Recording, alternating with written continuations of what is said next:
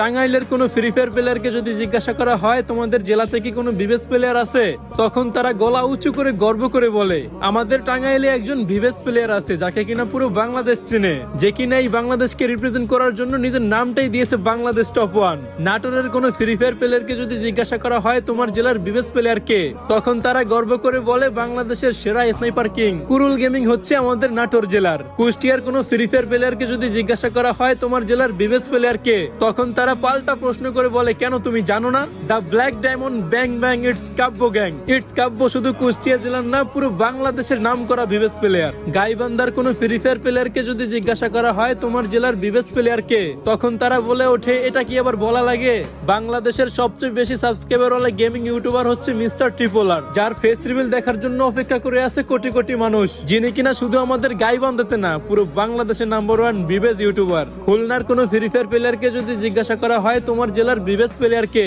তখন তারা এক কথায় বলে ওঠে বর্তমানে টিকটকে যে কাঁপাইতাছে ট্রেন্ডিং সেই আমাদের খুলনা জেলার একমাত্র বিবেস ইউটিউবার একে মিরাজ গেমিং। নোয়াখালীর কোনো প্লেয়ারকে যদি জিজ্ঞাসা করা হয় তোমার জেলার বিবেস প্লেয়ার কে, তখন তারা বলে ওঠে আমার জেলার বিবেস প্লেয়ার হচ্ছে জিডব্লিউ সিয়াম ভাই। আর আমাকে যখন কেউ জিজ্ঞাসা করে যে তোমাদের ভোলা জেলার বিবেস প্লেয়ার কে, তখন আমি হতাশা ভরা চোখ নিয়ে নিচের দিকে তাকিয়ে বলি আমাদের ভোলা জেলায় কোনো বিবেস প্লেয়ার নাই। তোমাদের কার কার জেলায় কোনো বিবেস প্লেয়ার নাই আর কার কার জেলায় কোন কোন বিবেস প্লেয়ার আছে আমি কমেন্টে দেখতে চাই।